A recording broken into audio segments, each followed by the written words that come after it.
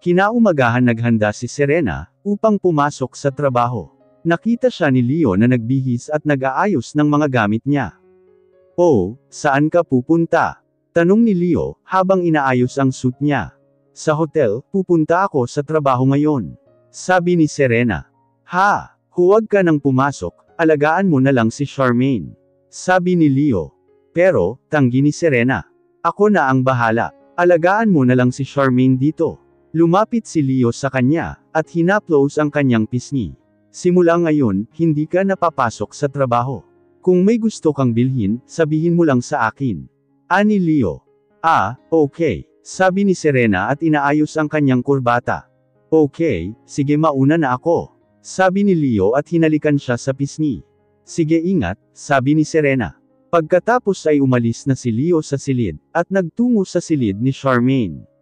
Natutulog pa rin siya, lumapit siya sa kanya at hinalikan sa noo. Tapos lumabas ulit siya ng kwarto. "Tatawagan kita mamaya, kung makakauwi ako sa tanghalian," sabi ni Leo kay Serena. "Okay, hihintayin ko ang tawag mo," sabi ni Serena. "Sige, bye." At hinalikan niya ulit si Serena sa labi. Pagkatapos ay lumabas na siya ng bahay. Nang makita ang mga guards ay iniutos niya ito. "Huwag hayaang lumabas ng gate ang inyong Ma'am Serena. Ikaw ang bahala sa kanila, habang wala ako dito," utos ni Leo. "Opo boss," sabi ng head guard. "Okay," sabi ni Leo at sumakay sa mamahalin na itim na kotse.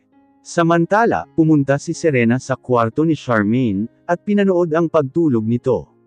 Sa office ni Leo. Pagdating ni Leo sa hotel, agad siyang sinalubong ni Willie sa lobby.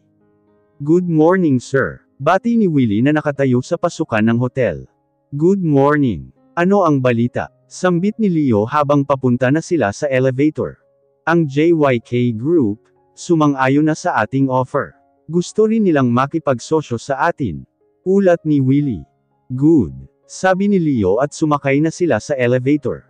"Para sa pag-held natin para sa anniversary, kailangan mong anyayahan ang lahat ng mga kasosyo sa negosyo, at lalo na sa negosyo tungkol sa construction, dahil baka ito na ang paraan para malaman natin kung sino si John Perez," sabi ni Leo. "Opo boss," sabi ni Willie. Nang makarating sila sa opisina, pinigilan muna siya ni Willie, upang buksan ang pinto.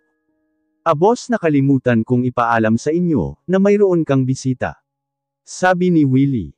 "Sino?" tanong ni Leo. "Si Ma'am Lucy, sinabi ko po sa kanya kanina, wait lang kayo dito sa lobby, pero nagpumilit po siyang pumasok," sabi ni Willie. "Oh sige, sige. Ako na ang bahala. Pakidalhan mo na lang ako ng kape," sabi ni Leo. "Okay sir," sambit ni Willie at umalis, at nagsimulang magtimpla ng kape.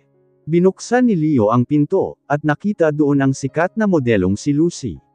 Nakaupo ito sa upuan niya, habang nakasuot ng itim na dress na may long V-neck line. Siya ay may mahabang buhok na medyo kulot, may makinis na balat, sexy at maganda. Si Lucy ay isa sa anak na babae ng kanyang kasosyo sa negosyo. Paminsan-minsan ay pumupunta siya sa kanyang tanggapan, dahil ang alam nito na hindi siya kasal.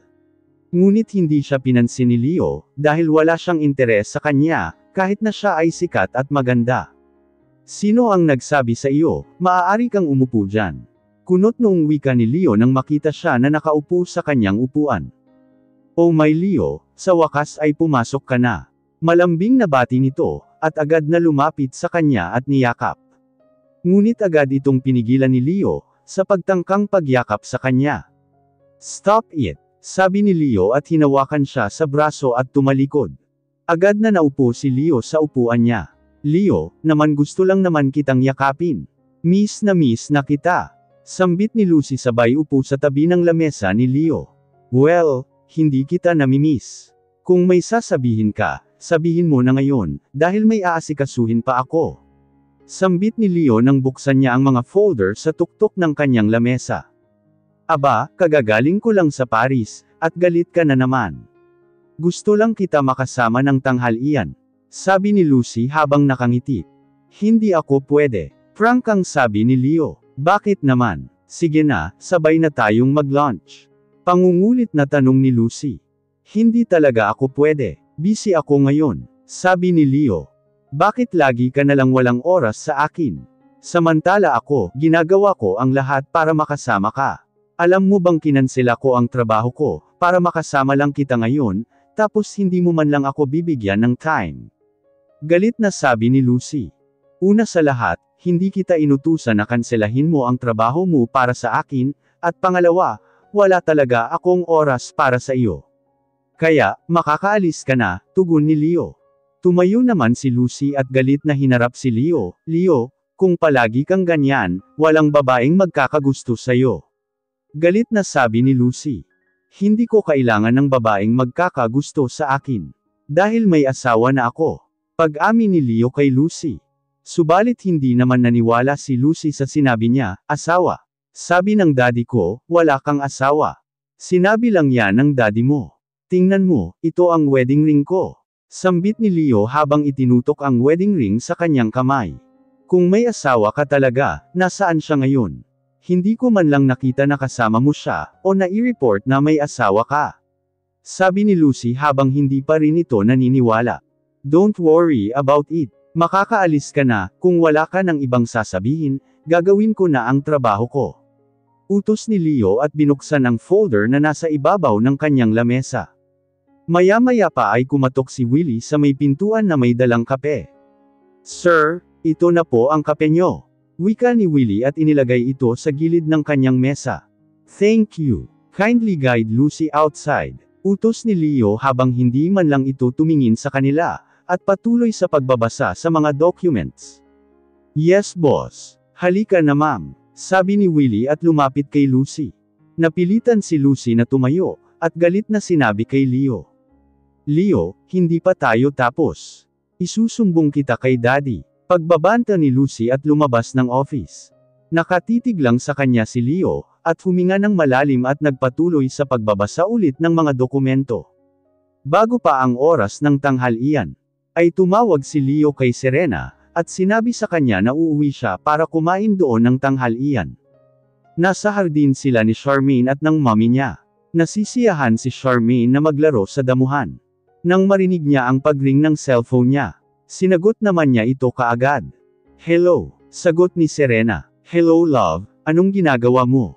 Tanong ni Leo. Nandito kami sa garden, nakikipaglaro kay Shasha. Bakit ka tumawag? Tanong ni Serena. Okay. Uuwi ako dyan ngayon lunch. Sabi ni Leo.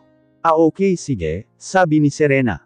Okay, see you later. Sabi ni Leo saka binaba ang telepono. Oh, tawag ba ni Leo yun? Tanong ng mommy niya. Oo dito daw siya kakain ng tanghalian. Sabi ni Serena. Okay, Shasha narinig mo yun. Makikita mo ang daddy mo. Palagi niyang hinahanap ang kanyang daddy. Ang sabi ng mommy ni Serena. Aba, sanay na siya kay Leo.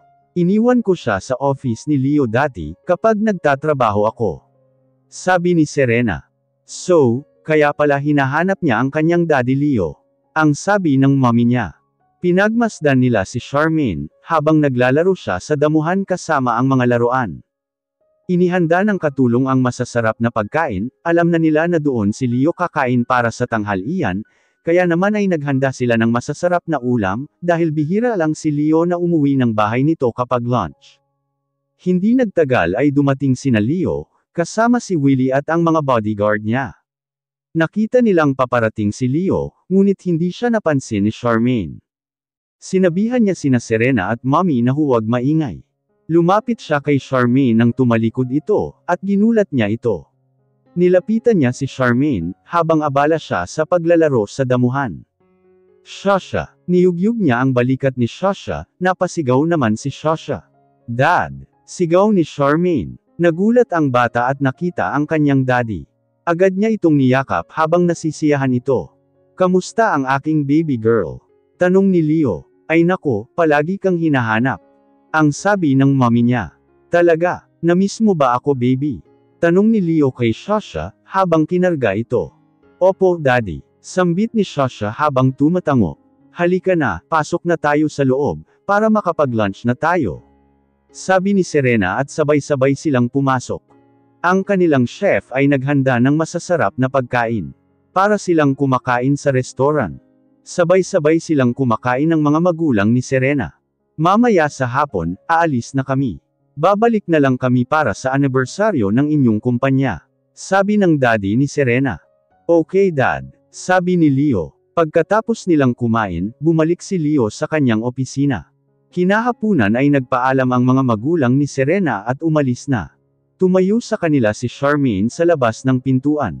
Sige Serena, alis na kami. Paalam ng kanyang daddy. Okay po, ingat po kayo sa biyahe. Sabi ni Serena, mamimiss kita, lalo na si Shasha. Sabi ng mami niya at yumuko, para halikan si Shasha. Yamakap naman pabalik si Shasha. Sige na Serena, sabi ng mami niya. Ingat po kayo. Paalam ni Serena at kumaway siya sa mga ito. At niyakap niya ang mami at dad niya. Pagkatapos sumakay na sila sa kanilang sasakyan. Si Charmaine naman ay kumaway para sa kanila, habang karga ni Serena. Nagdaan ang mga araw. Every weekend ay lumalabas silang buong pamilya, minsan ay namamasyal sila sa parke o sa mall. Ngayong araw ay naisipan nilang pumunta sa mall. Masayang bumili si Charmaine ng mga damit sa isang mamahaling botek ng mga bata. Habang namimili sila ng damit ni Charmaine, tinanong ni Leo si Serena. Gusto mo bang bumili ng para sayo?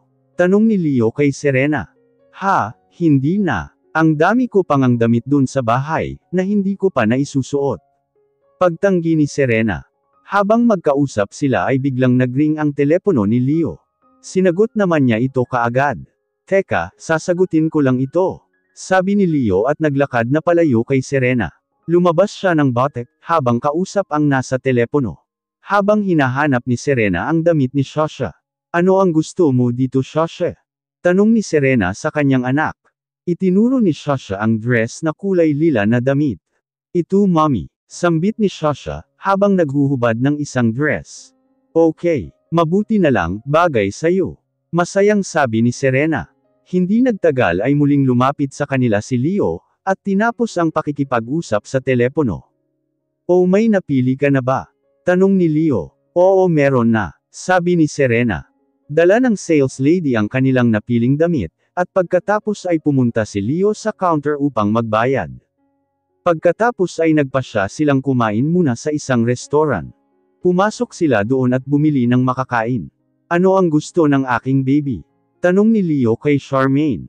Gusto ko ng ice cream. Masayang sinabi ni Shasha sa kanyang daddy.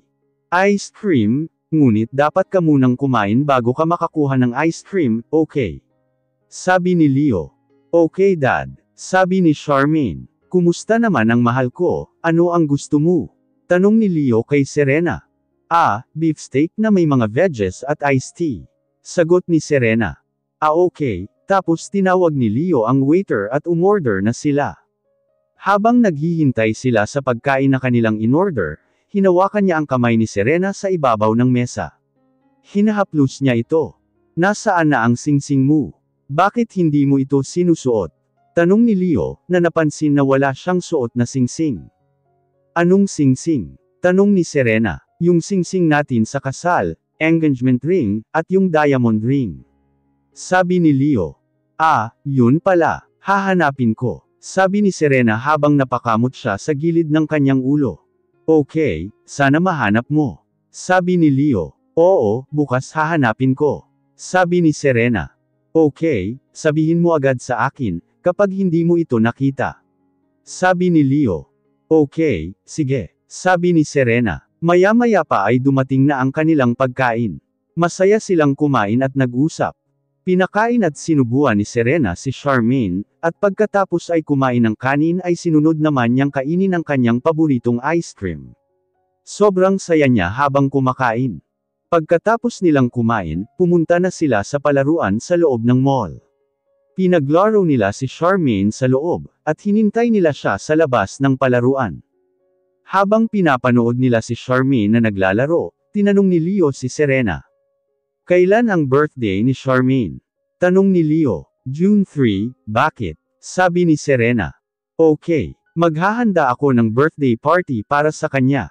Sabi ni Leo.